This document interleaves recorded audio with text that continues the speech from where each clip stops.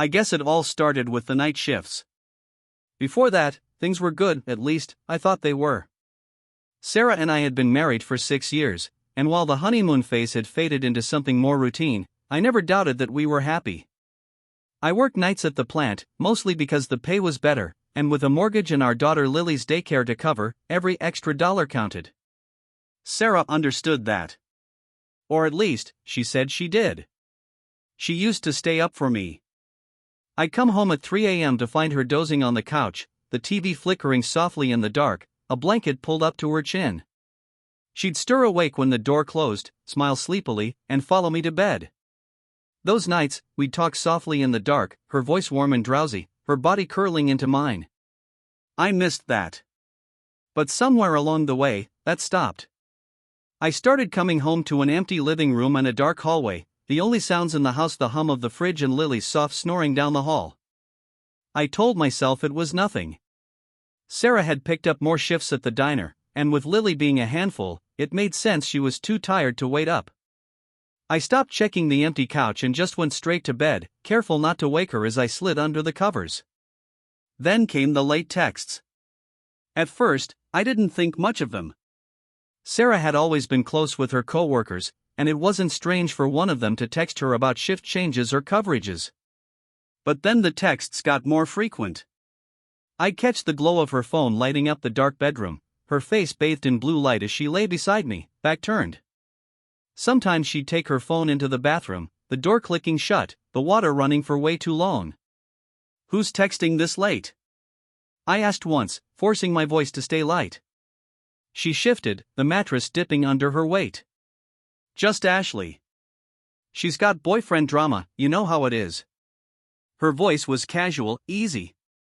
But she didn't turn around. "Right," I mumbled. "Girl stuff." After that, I stopped asking.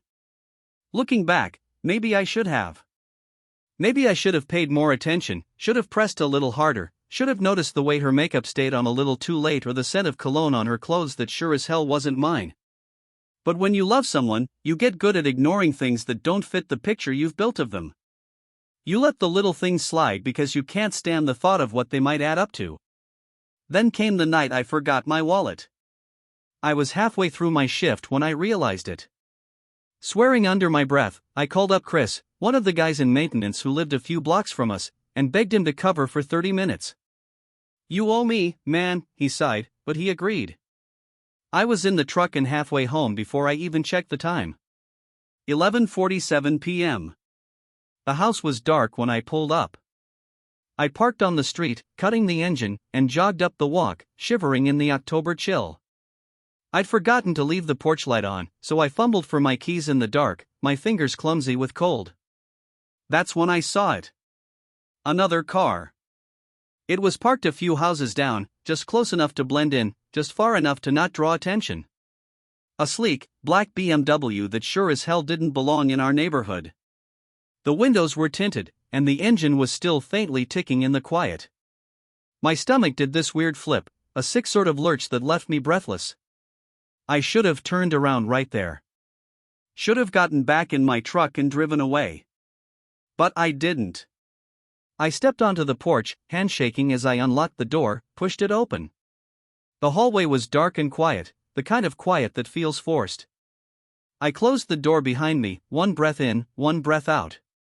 The floorboards were cold under my boots as I moved down the hall, pausing outside the bedroom door. It was cracked open, just enough to see inside. The air smelled faintly of sweat and cologne. The sheets were a mess. And there, in our bed, lay Sarah, her hair tangled, her lips swollen, her eyes wide and startled as she jerked upright, clutching the blankets to her chest. But it was the man beside her who made my blood turn to ice. Tyler. The boss's son. The same Tyler who pulled strings to get Sarah extra shifts at the diner, who always lingered a little too long when he stopped by to chat, whose eyes were just a little too friendly. "Tom," Sarah breathed, her face pale as paper. This isn't what it looks like." But I couldn't move, couldn't breathe, couldn't do anything but stare at the crumpled sheets, the clothes strewn across the floor, Tyler's smug face as he sat up, unbothered, running a hand through his hair. "Hey, man," he drawled, smirking. Didn't mean to interrupt. And that was it. The moment everything shattered, the moment the world spun off its axis and left me stumbling in the dark.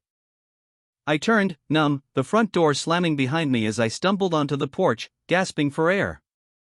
The cold bit at my skin, but I couldn't feel it. I couldn't feel anything but the raw, ragged ache tearing through my chest, the betrayal sour on my tongue, the sick realization that the life I thought I knew was a lie. I got into the truck, hands trembling on the wheel, headlights cutting through the dark as I drove aimlessly, the streetlights smearing into streaks of gold and white. Somewhere along the way, I pulled over, parked on the side of the road, and sat there for what felt like hours, the silence roaring in my ears. That was the night everything changed. The night I stopped being a husband and became something else, something colder, something harder, something that burned with the kind of fury that only comes from betrayal. And it was only the beginning. I don't remember driving back to the plant. My hands gripped the steering wheel so hard my knuckles were white, the world outside blurred and colorless. My head was pounding, a dull roar behind my eyes, but I couldn't stop seeing it, Sarah's face, wide-eyed and guilty, Tyler's smug grin, the sheets tangled in half off the bed.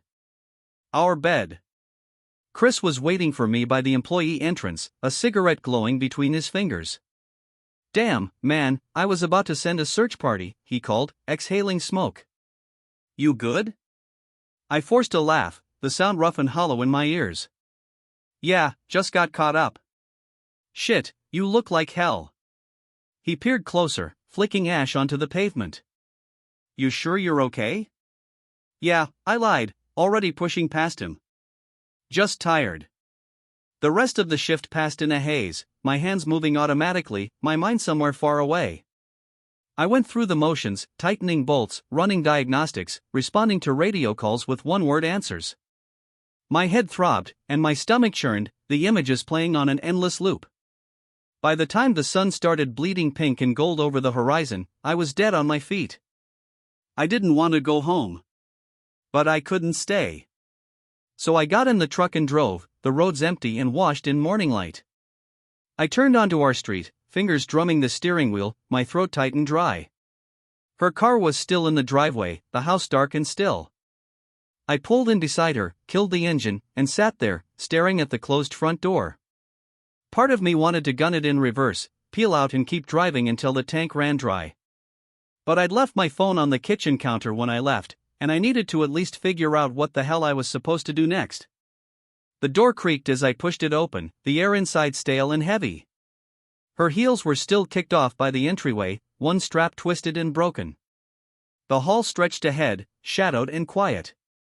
My pulse thundered in my ears, each step slow and deliberate.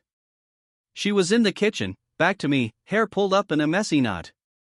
She'd changed into one of my old flannels, the hem brushing mid-thigh, and the sight sent a fresh surge of rage clawing up my throat. She turned at the sound of my boots on the tile, eyes wide and startled, a coffee mug half raised to her lips. "Oh," she breathed, setting it down too quickly.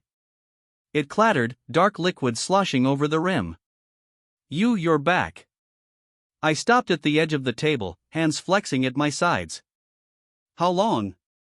The words came out low, raw. She swallowed, fingers twisting in the flannel sleeve. "Tom." "How long, Sarah?" Her eyes flickered, guilt and something like fear twisting her features. It just happened, okay?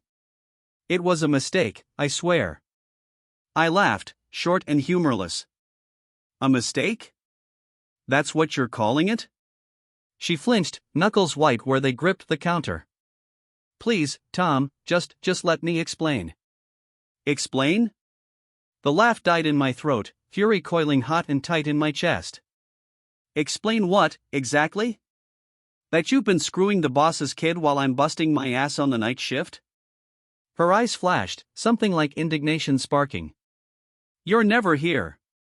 You work all night, sleep all day, half the time I feel like I'm married to a damn ghost." My hands curled into fists, nails biting into my palms. "So that's your excuse?" "It's not," she broke off, voice cracking. "It's not an excuse, Tom. It just happened." I stared at her, the rage boiling so hot I could barely see straight. "How long?" She hesitated, teeth sinking into her lip. "A few months." Her voice was barely a whisper, eyes dropping to the floor. I sucked in a breath, the air cold and jagged in my lungs. Months. She flinched, one hand coming up to wipe at her eyes. It didn't mean anything, she choked, voice shaking. I was lonely, and Tyler, he listened. I barked a laugh, the sound harsh and bitter. Tyler? You've gotta be kidding me. It wasn't supposed to, she broke off, shoulders shaking. I never meant to hurt you, I swear. I dragged a hand down my face, fighting the urge to punch something. Right. You didn't mean to. It just happened. She took a step forward, eyes wide and pleading.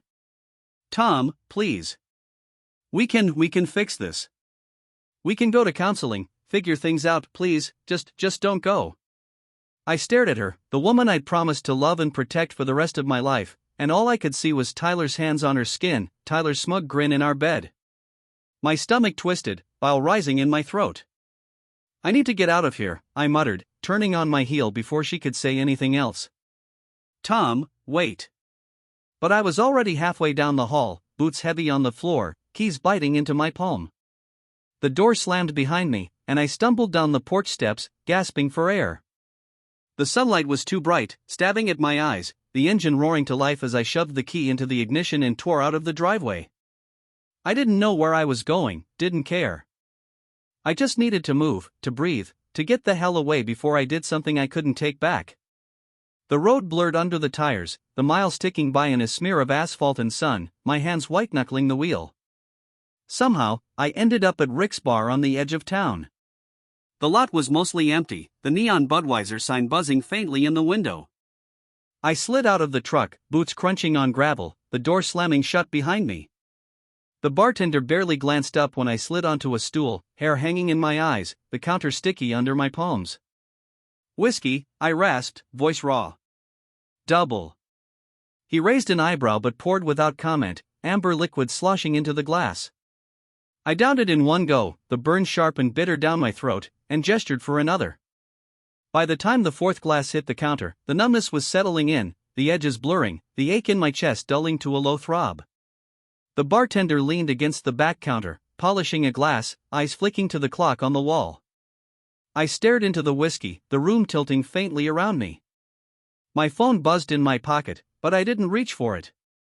I already knew who it was.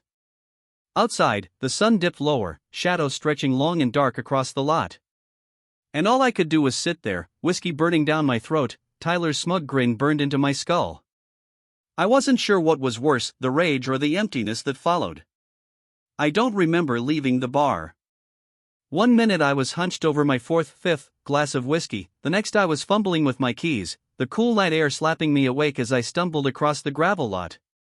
The sky was dark, stars blurred and spinning overhead, and somewhere in the back of my mind, a small voice whispered that I shouldn't be driving. But I couldn't go back inside. I couldn't sit at that bar, listening to sad country songs and the low murmur of voices, couldn't drown in the silence waiting for me at home. The truck rumbled to life, headlights cutting through the dark, and I gripped the wheel, blinking hard, trying to focus. The road stretched ahead, a smear of gray and yellow lines, and I drove aimlessly, the miles slipping by in a daze. I passed the old high school, the diner where Sarah worked, the park where we used to take Lily on Sundays. My phone buzzed in my pocket again and again, insistent, vibrating against my thigh like a heartbeat. I ignored it, knuckles white on the wheel. Eventually, I ended up at the overlook by the quarry, the truck idling as I stared down at the black water, headlights glinting off the surface. I killed the engine and sat there, the silence pressing in, the only sound my own ragged breathing. The phone buzzed again, and I yanked it out, the screen bright and blinding in the dark. 12 missed calls, all from Sarah. The newest one was a text, her name bold at the top. Please, Tom, come home. I'm sorry. We need to talk. I barked a laugh, the sound sharp and ugly in the quiet. Talk. Right. Like there was anything left to say. I tossed the phone into the passenger seat, scrubbing a hand over my face, eyes gritty and aching. I don't know how long I sat there, engine ticking softly in the cool air, headlights casting long shadows over the rocks. My chest felt hollow, the fury burned down to ash, leaving only the raw, gnawing ache beneath.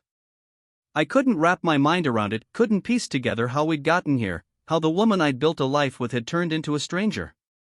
The first time I met Sarah, she'd been waiting tables at a diner off Route 9, hair pulled back in a messy ponytail, apron smudged with flour and syrup. I'd stopped in for coffee on my way to a double shift and left with her number scrawled on the back of a napkin, her smile bright enough to cut through the exhaustion clinging to my bones. We were married a year later, Lily born not long after, and for a while, it was good. We were good. But somewhere along the way, things had cracked, splintered at the edges, and I hadn't noticed until it was too late. Maybe it was the night shifts, or the bills stacking up on the counter, or the way Sarah's smiles got smaller, tighter, less real. Maybe it was the night she spent staring at her phone, fingers twitching, screen lighting up her face in the dark. Or maybe it was me. Maybe I'd been blind, too wrapped up in keeping the lights on and the mortgage paid to see what was right in front of me. The passenger door creaked open, the dome light flickering to life. For a second, I thought I was imagining things, too many drinks, too much exhaustion weighing me down, but then the door slammed shut, and I turned, blinking. Chris leaned back in the seat, boots kicked up on the dash, a cigarette dangling from his lips. "Jesus, man, you look like shit," he drawled, exhaling smoke. I blinked again, mind sluggish. "What the hell, how'd you?" He smirked, flicking ash out the window. "Saw your truck on my way home. Figured I'd stop by, make sure you weren't about to swan dive into the quarry or some shit." His eyes narrowed, sharp and too damn perceptive. "You wanna tell me what's going on?" I stared at him, the words sticking in my throat, the ache flaring hot and bitter in my chest. "Tom," he prodded, voice low. "What happened?" I swallowed hard, fingers curling around the wheel. She cheated," I rasped, the words rough, foreign. "With Tyler. The boss's kid." Chris was silent for a moment, eyes dark and unreadable. Then he whistled, long and low. "Shit. That little prick? Really?" I huffed a breath, somewhere between a laugh and a sob, and scrubbed a hand over my face. "Yeah. Found them in our bed. Christ." He dragged a hand through his hair, exhaling smoke through his teeth. "Shit, man, I don't even know what to say." "Yeah," I muttered, voice cracking. "Join the club." We sat there in silence, the air thick and heavy, the cigarette tip glowing faintly in the dark. I stared out at the water, throat tight, chest aching, and tried to breathe past the white-hot fury twisting in my gut. "So what are you gonna do?" Chris asked finally, voice careful. I laughed, short and humorless. "Hell if I know." "Well," he said slowly, tapping ash out the window. "I can tell you what you're not gonna do." I snorted. "Yeah? What's that?" He flicked his cigarette butt into the gravel, turning to fix me with a hard stare. "You're not gonna go home and let her twist this around, make you out to be the bad guy. You're not gonna give that smug little prick the satisfaction of thinking he won." The words settled heavy, a grim sort of resolve building beneath the raw hurt. I clenched my jaw, eyes fixed on the water, the headlights catching ripples on the surface. "Yeah," I muttered, the word low, lethal. "Yeah, you're right. Damn straight." Chris clapped a hand on my shoulder, grip solid and grounding. "Look, I've got a couch and a six-pack back at my place. You're crashing there tonight, no arguments." For a moment, I hesitated, the weight of everything pressing down, too much to carry, too damn heavy. But the thought of going home, of facing Sarah's wide eyes, her broken apologies, the scent of cologne that wasn't mine was enough to turn my stomach. So I swallowed hard, forced a nod, and shoved the truck into gear, tires spitting gravel as I pulled back onto the road. Chris leaned back in the seat, cracking open a fresh cigarette, the flame sparking bright in the dark. The road stretched ahead, headlights cutting through the night, and for the first time in hours, the tightness in my chest eased, just a fraction. But somewhere in the back of my mind, the ache still throbbed, deep and pulsing, a bitter reminder that nothing would ever be the same again. Chris's couch was old and lumpy, reeking faintly of spilled beer and cigarette smoke, but I was too exhausted to care. By the time he tossed me a blanket and cracked open another beer, I was half dead on my feet, limbs heavy, head aching. Sleep was a mercy, dark and dreamless, pulling me under almost as soon as I closed my eyes. I woke up to sunlight streaming through the blinds, splitting my skull in two. For a moment, disoriented and groggy, I almost forgot where I was, forgot the ache in my chest, the taste of betrayal still bitter on my tongue. But then the memories came rushing back, raw and jagged, and I sat up too fast, the room spinning. Chris was already up, leaning against the kitchen counter in a wrinkled t-shirt and boxers, coffee steaming in one hand. "Morning, sunshine," he drawled, smirking around the rim of his mug. "You look like shit." "Thanks," I muttered, scrubbing a hand over my face. My head was pounding, mouth dry and sour, and the blanket was twisted around my legs like a noose. He snorted. "Coffee's on the counter. Figured you'd need it." I dragged myself up, every muscle protesting, and stumbled into the kitchen, sloshing coffee into a mug with shaking hands. The first sip burned, bitter and scalding, but I barely tasted it, too busy replaying last night in my head, Sarah's wide eyes, Tyler's smirk, the sheets a mess of sweat and guilt. Chris watched me over the rim of his mug, eyes sharp, too perceptive for this early in the morning. "So," he said, dragging the word out. "You figure out what you're gonna do yet?" I grunted, nursing the coffee, staring down into the black surface. "Not yet." "Well, you better start," he said bluntly, setting his mug down with a clink. "'Cause she's been blowing up your phone since dawn. Thing's been buzzing so much I thought it was gonna grow legs and walk off the counter." I froze, fingers tightening on the mug, and followed his gaze to the kitchen table where my phone sat, screen cracked and buzzing faintly against the wood. My stomach twisted, the ache flaring hot again, and I set the coffee down with a shaky hand. 11 missed calls. 3 voicemails. A dozen unread texts, all from Sarah. "Tom, please pick up. I need to talk to you. I know you're mad, but we can fix this. Please, just come home. I love you. Please don't do this." My thumb hovered over the call button, the temptation raw and nauseating, but then Chris snorted, shaking his head. "Man, if you call her, you're a damn fool." I shot him a glare, teeth gritting. "You got a better idea?" "Yeah," he said, blunt and sure. "You call a lawyer." I scoffed, the sound harsh and hollow. "Right. Just like that?" "Damn right," he said, grabbing the pack of cigarettes off the counter and lighting one with a flick of his lighter. "Look, Tom, you're a good guy. Too good, if you ask me. But if you go back there, she's gonna twist you up, make you think this is your fault." I opened my mouth to argue, but the words died in my throat, bitter and sticky. Because deep down, a small part of me knew he was right, knew that if I stepped foot in that house, looked into Sarah's tear-filled eyes, I'd cave. Besides, Chris continued, blowing smoke toward the cracked window. "You need to think about Lily. You think she deserves to grow up in that mess?" The words hit like a punch to the gut, sharp and breathless. I squeezed my eyes shut, fingers trembling around the phone, while rising in my throat. Lily. Jesus, how was I supposed to explain this to her? How was I supposed to tell my little girl that the family she'd grown up in was a lie? "Yeah," I muttered, voice rough. "Yeah, you're right." "Damn straight, I'm right," Chris snorted. "You want my lawyer's number?" I stared at the phone, the screen still lit with Sarah's name, the ache in my chest twisting tighter and tighter. The thought of going through a divorce, of splitting custody, of dragging Lily through that mess, it made my hands shake, made my vision blur. But the thought of staying, of pretending things were fine, of letting Tyler's smug face into my house, my home, was enough to turn my stomach. "Yeah," I muttered, throat tight. "Give me the number." By noon, I was sitting in a lawyer's office, palms clammy and heart-pounding. The place was too bright, too sterile, the walls lined with certificates and thick leather-bound books, the kind of place where voices were kept low and everything smelled faintly of lemon polish. The lawyer, Patterson, according to the nameplate, was older, salt and pepper hair slicked back, eyes sharp behind wire-rimmed glasses. He skimmed the paperwork I'd hastily filled out, mouth a thin line, and finally looked up, fingers steepled on the desk. "So," he said slowly, voice smooth and professional. "Infidelity, then?"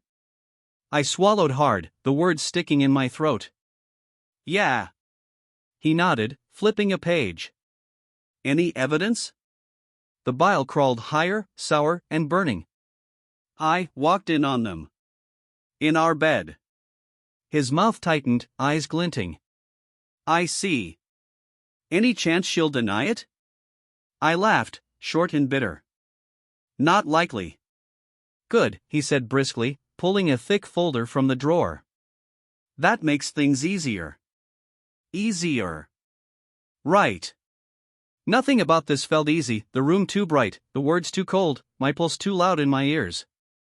I clenched my fists in my lap, staring at the scuffed linoleum, the ache in my chest expanding with every breath. We'll start with a no-contact order, Patterson continued, flipping through the folder. Get you temporary custody of your daughter. As for the house. My head snapped up, heart lurching. Wait, temporary custody? He peered at me over the rims of his glasses, eyebrows lifting. Well, yes. Given the circumstances, you'll likely get full custody once the proceedings are finalized. I blinked, the words too big, too sudden, and for a moment, all I could hear was my pulse pounding, my breath coming short and sharp. Full custody. A clean break. No more coming home to an empty bed, to lies and late-night texts, to Tyler's cologne lingering in the sheets. A fresh start.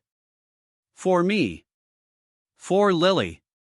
And for the first time since I walked through that bedroom door, the ache in my chest eased, just a fraction. By the time I left the office, the sun was dipping low, the sky streaked with red and gold. My phone buzzed in my pocket, another text, Sarah's name bright and accusing. Tom, please, just talk to me. I can explain. I stared at the screen, thumb hovering over the call button, heart pounding. Then I deleted the message, turned off the phone, and started the truck, tires crunching over asphalt as I pulled out of the lot. There was no going back. Not now. Not ever. I spent the next week at Chris's place, the days blurring into a haze of empty beer cans and too much bad TV. The lawyer had said it would take a few days to process the paperwork, to get the temporary orders in place, but every day that ticked by felt like an eternity, like I was stuck in some sort of limbo, waiting for the other shoe to drop. I'd killed my phone the day after I left the lawyer's office, tired of watching Sarah's name light up the screen, tired of the unread messages piling up, each one a fresh knife between the ribs. Chris, to his credit, never pushed. He kept the fridge stocked, the TV on, and the whiskey coming, cracking half-assed jokes and letting me crash on his couch without complaint. But every now and then, I'd catch him watching me from the kitchen, brows drawn tight, cigarette dangling from his lips. By the time Patterson called, I was half convinced I'd dreamed the whole thing, that any second, I'd wake up in my own bed, Sarah curled into my side, Lily's laughter drifting down the hall. But the lawyer's voice was smooth and crisp, cutting through the static in my skull. Mr. Harper, he said, all business. The orders have been filed. We've secured temporary custody of your daughter and a no-contact order. You can return to the house whenever you're ready. Whenever you're ready. As if there was such a thing. I pulled into the driveway just after sunset, the sky bleeding red behind the rooftops. The house was dark, porch light burned out, windows black and empty. I killed the engine and sat there for a moment, hands trembling on the wheel, the silence pressing in. My stomach twisted, raw and hollow, and I sucked in a breath, trying to steady the shaking. The front door was locked. My key stuck in the deadbolt, metal grinding, and for one heart-stopping second, I was sure she'd changed the locks, that I'd have to break down the door, to barge in and find her and Tyler tangled in my sheets again. But the bolt gave with a scrape, and I stumbled inside, the air stale and cold.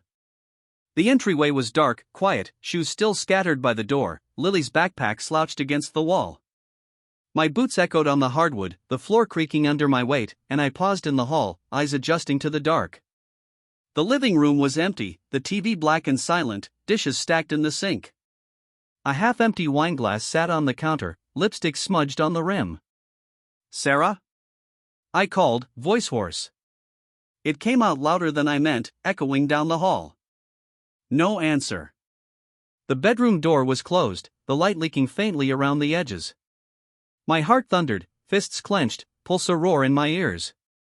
For a second, I couldn't move, couldn't breathe, couldn't do anything but stare at that door, waiting for Tyler to throw it open, that smug grin plastered on his face. But the house was silent. I pushed the door open, breath-catching, and froze in the doorway. Sarah was sitting on the edge of the bed, eyes red-rimmed and swollen, clutching one of my old sweatshirts to her chest. The room was a mess, clothes thrown across the floor, sheets crumpled, picture frames turned face down on the dresser. She looked up at the sound of the door, eyes wide and glassy, and the sight of her, the guilt, the red-rimmed eyes, the hollow cheeks sent something bitter and twisted clawing up my throat.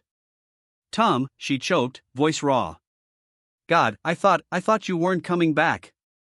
I clenched my jaw, the words sticking. "I'm not," I said, low and flat. "Just here for my stuff." She flinched, fingers twisting in the sweatshirt, eyes filling. "Please," she gasped, voice cracking. "Please, just let me explain." "There's nothing to explain," I bit out, fury flaring hot. "I saw enough." Her face crumpled, tears spilling hot and fast. "It didn't mean anything," she sobbed. "God, Tom, I was lonely, and you're never here." "Don't," I snapped, the word sharp and lethal. "Don't you dare put this on me." She broke off, shoulders shaking, the words catching in her throat. "I'm sorry," she choked, voice cracking. Please, I'm so sorry, I'll do anything in counseling, whatever you want, just don't go." I stared at her, chest tight, the raw ache pulsing with every breath. The woman I'd built a life with, the woman I'd promised forever. And all I could see was Tyler's hands on her skin, Tyler's smug grin in our bed. "You should have thought about that before you screwed my boss's son," I snarled, voice ice cold. She crumpled, knees hitting the floor, hands clutching my jeans, face buried against my legs. "Please," she sobbed, voice muffled and broken. I love you, please don't leave." I squeezed my eyes shut, the fury roaring, white-hot and blinding. Her hands trembled, grip desperate, nails biting through denim. "I already left," I muttered, voice flat and dead. "You just didn't notice." I packed in silence, boots heavy on the carpet, closet doors banging. Sarah stayed crumpled on the floor, sobbing into her hands, voice hoarse and broken, but I forced myself to keep moving, numb and mechanical. The ring came off last, slipped from my finger with a twist, cool and too light. It clinked against the dresser, rolling once before settling, a hollow echo in the silence. When I turned for the door, she lunged, hands scrabbling for my sleeve, eyes wild and wet. "Please," she gasped, voice ragged. "Tom, please, you can't." "Lily, what am I supposed to tell her?" My chest seized, throat tight. "Tell her the truth," I snapped, wrenching my arm free. "That her mom's a liar and a cheat." She choked, face crumpling, shoulders shaking with sobs. But I didn't stop. I didn't look back. The door slammed behind me, the night air cold and sharp, and I stumbled down the porch steps, gasping, chest aching. The truck door creaked, hinges groaning, and I slid behind the wheel, hands shaking too hard to fit the key. I sat there for a moment, knuckles white, breath fogging the glass, the ache pulsing hot and jagged in my chest.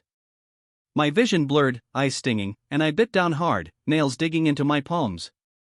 I didn't look back. The engine roared to life, headlights cutting through the dark, and I gunned it down the street, tires spitting gravel, heart pounding a ragged beat against my ribs. The house faded in the mirror, porch light a distant pinprick, and I hit the highway, headlights smearing the asphalt, speedometer climbing higher and higher. The ring was cold in my pocket, heavy as lead, the ache spreading slow and bitter, hollowing me out. I didn't know where I was going, didn't care. All I knew was that I couldn't stop, couldn't go back, couldn't do anything but keep driving, headlights cutting through the dark, the past a smoldering wreck in the rearview. And for the first time in 6 years, I was finally free.